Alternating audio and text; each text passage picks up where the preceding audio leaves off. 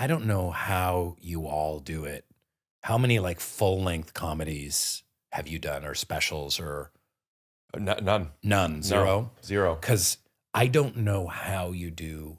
I understand how you do 3 minutes. I know how you do six. I know how you do 11, even 11, which is hard as hell.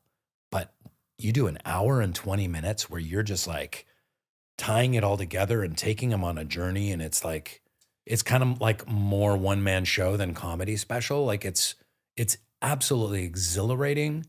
And there's really like a dozen, 2 dozen people that can really effectively do that in the world. So it's I it's a think it's a high skill number. set.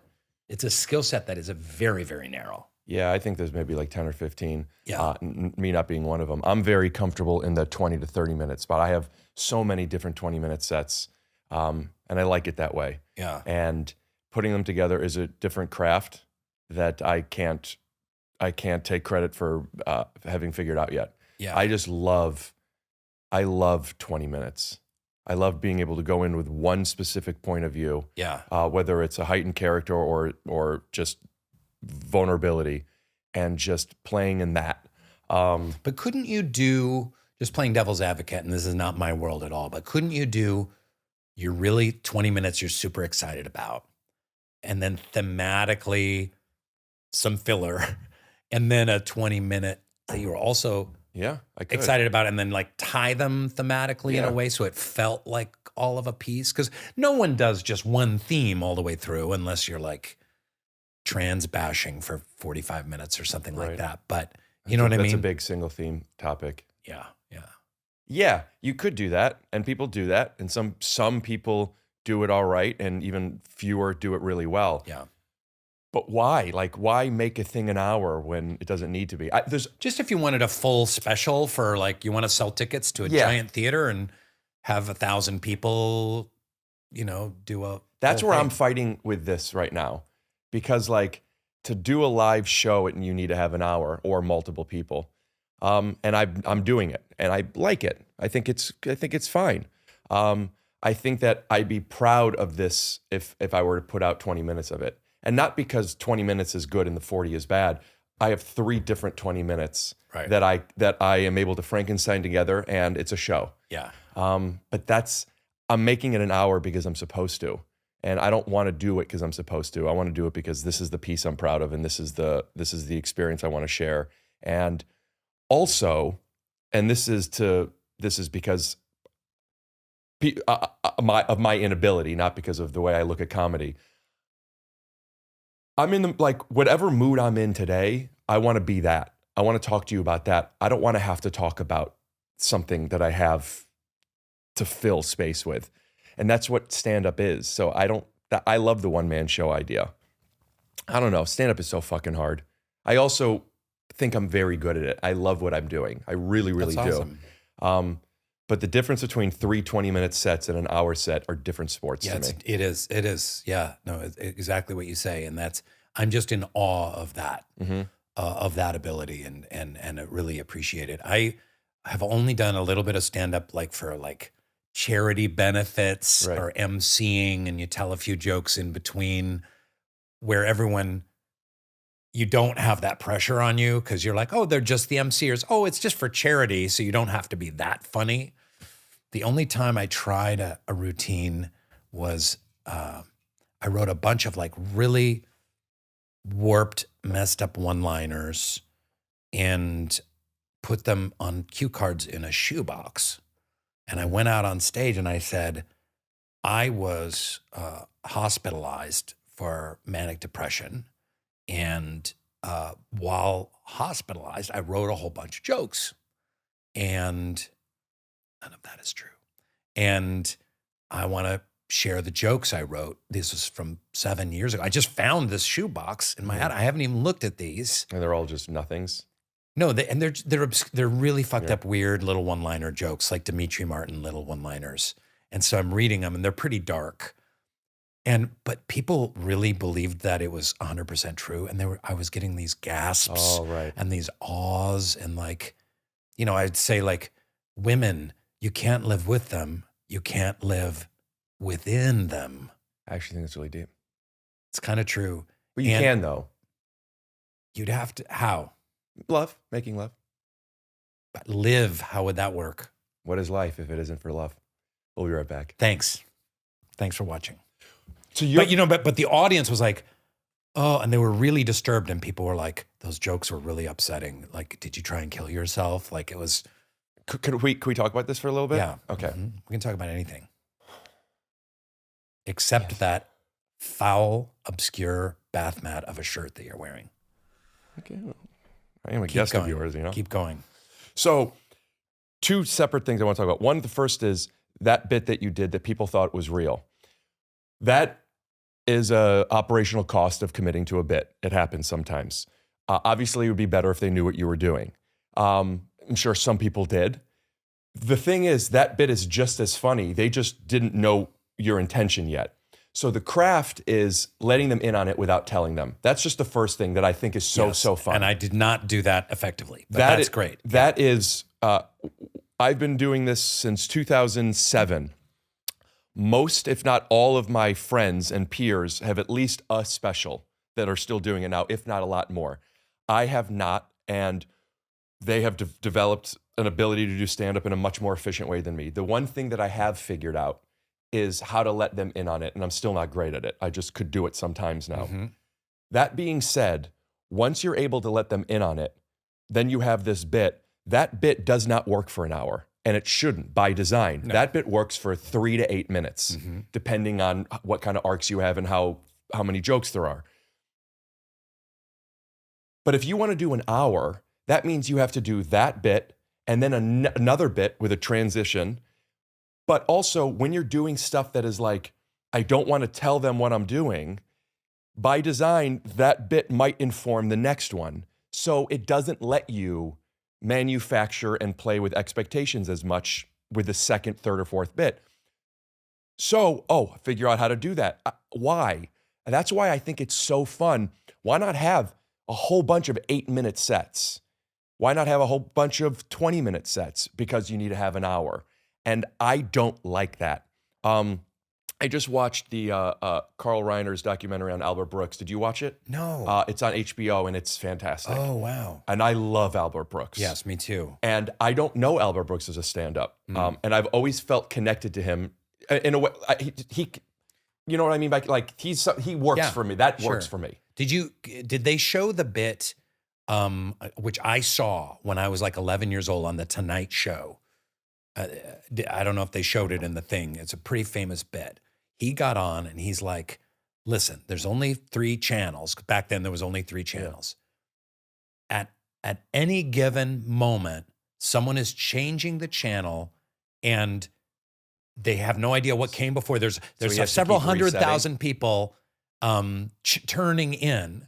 So I'm going to say something really not funny and you're all going to laugh. And this is all for the benefit of the people who just happen to be turning the channel. So are you ready? Yeah. And then he would just kind of give a bad punchline and get raucous applause. Yeah. And it was so meta, it blew my mind at age 11. I was like, holy shit, you can do that?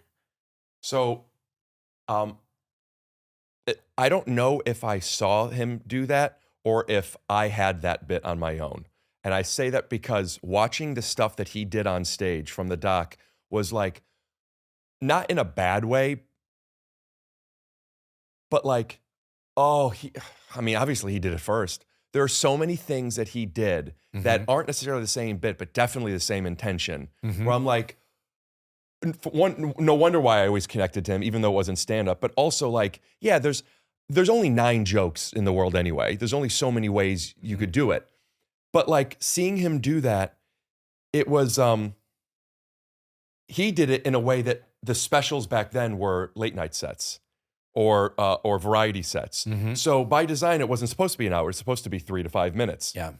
So we could just bang out all these 3 to 5 minutes. And I love that. But I don't think it's a coincidence that he never ended up being known as a stand-up comic. Yeah. Maybe because he got into movies so quickly and didn't want to do it anymore. And he was such a good actor. He's so good. Yeah. But that's what makes those bits so good. You being able to convince these people who know who you are, that's why you're there, that you were in a mental hospital and now you're talking about living inside a woman, and like for them to believe it's real is a testament to your commitment to the thing. It's just, without judgment, just from what you told me, missing one little thing, Yeah. and that's letting them That understand. same comedy show, I did another bit where this was in Seattle, and my good buddy Mike and his wife Julie. Shout out to Mike and Julie, by the way. Mike and Julie, if you're watching, and I did a bit. I was so proud of this. I brought them up on stage. I'm like, everyone, this is Mike and Julie. I went to high school with Mike, and then right after high school, Mike married Julie. They've been together since they were 19 or 20, and just so happy. Give them a round of applause. And like, and Julie, you know, I dated Julie actually before Mike, which wasn't true. And like, I oh, like how isn't you're that even funny? telling me. I know. Well, I don't know with the wink wink thing. You know, I'm not so good at that. And then I was like, you know. And Julie, I just feel like I made a colossal mistake. And then I brought her to the center, and I proposed to her. And I said, I am a millionaire celebrity. I live in a gigantic house in Los Angeles. I can give you anything you want. Mike is a school teacher. And I had a ring, and I got down on one knee. I'm like, leave him, come back to me. And, you know, I dragged it on, and there was more to it than that. And I just thought it was so funny. And again, the audience was like, I would say a quarter of the audience thought it was for real, that I was going to Not a try bad and woo percentage. a local girl away from one of my best friends and marry her. But a quarter of the audience thought it was real. But she knew. It's a good bit. It's a good bit. It's a great bit. I love the bit. I'm not trying to move Pat. I have a weird thing with, I need a right hand. What if I do this? I need the right. And we're going to get to that.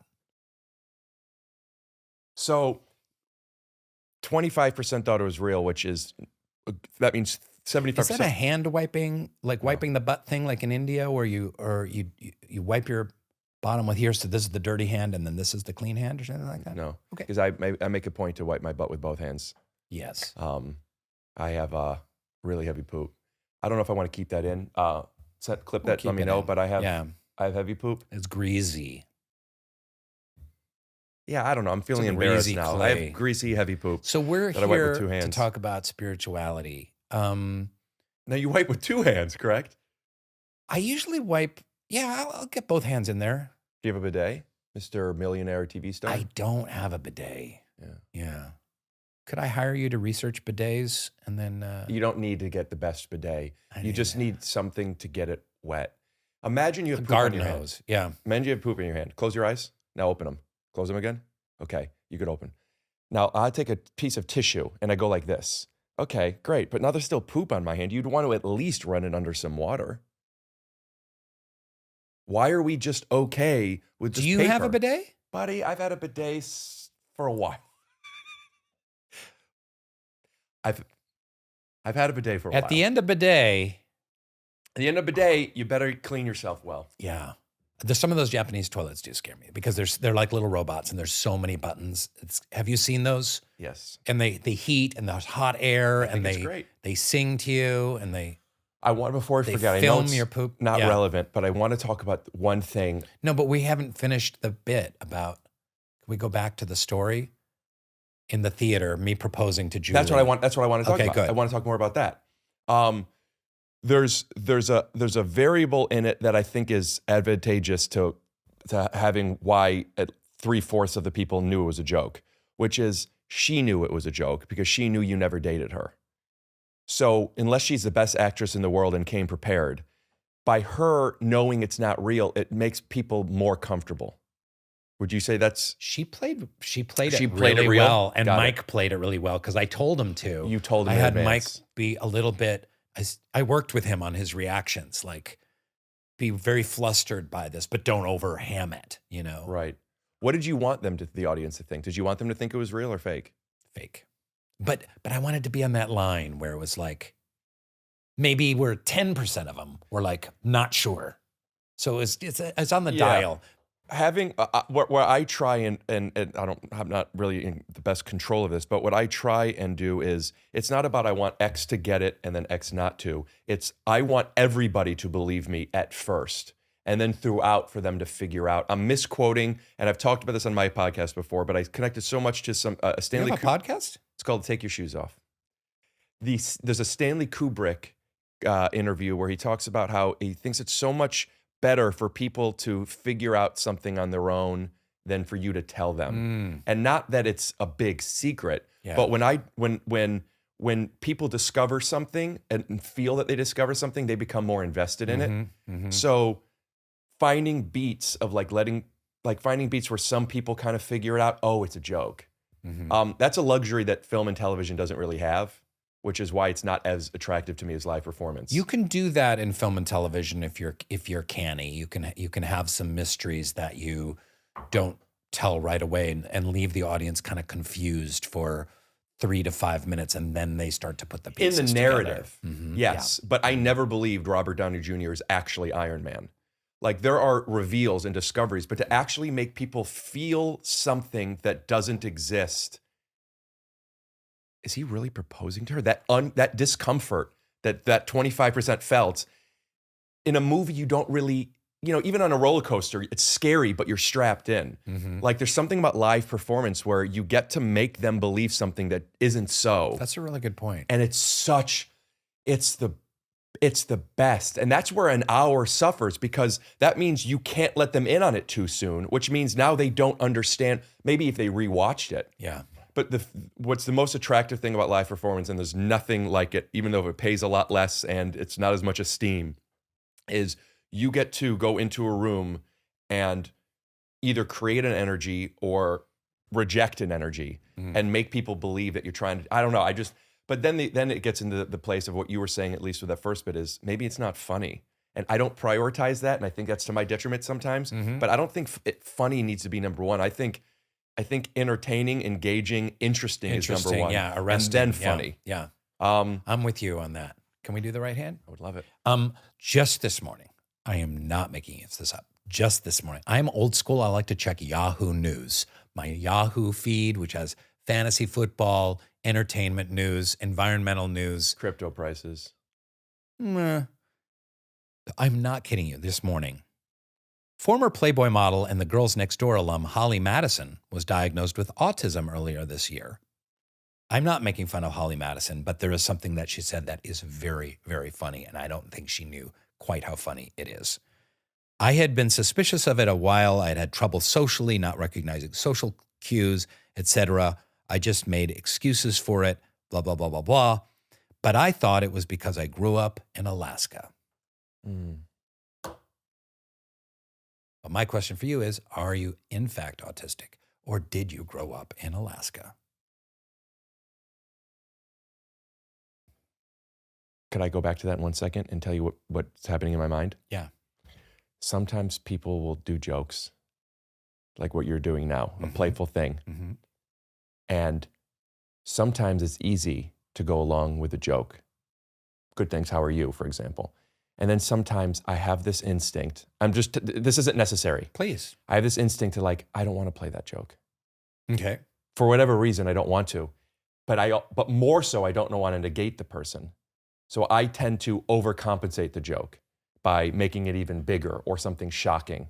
Right. And something I'm trying to do in my life is to just let people make their joke without feeling the need to pump it up unless I want to. Yep. And I don't know what to do in those moments. So I could just, what do I say? Well, women be shopping, which they do all the time. But I don't know what to do with that joke. Right. I'm not from Alaska. I believe my autism diagnosis because it's helped me so much. But I also don't want to, like I said before, sell this. Autism is something that I identify as. So I don't know what to do in those moments. I'll tell you what you should have done. Okay. I'll ask you and do it. Okay. So I'm not making this up, by the way. This morning I checked, I'm old school. Okay. I go to Yahoo News, I check the feed, I read all the things. Crypto prices. Yeah. Well, so just this morning, honest, I'm not making this up. Holly Madison, she said that Girls Next Door, Playboy Girls model, Next Door, Playboy married model. to Hugh Hefner. Married to Hugh Hefner, said, and I'm not making this up. This just happened. Okay, you have to believe me. I always thought I had autism. I wasn't sure if it was that because I couldn't pick up on social cues or that I had big old floppy tits. But then I found out, oh, maybe it's not because I was born in Alaska. Maybe it's because of my big old fucking tits. So my question to you, Rainn, is, do you have autism or do you have big floppy tits? So you went the other That's way. the You only did other the option. thing. You That's did the the only thing other where you option. had to go so far. That's what I'm saying. It was, but I was. But I want to tell you what the best response you could have made was like, holy shit. I grew up in Fairbanks. That is That's like, the good night, best? everybody. I You think think that would that's have the been best? I think that was the best, yeah. Ask me again. And only use this. So my question for you is, do you in fact have autism or did you grow up in Alaska?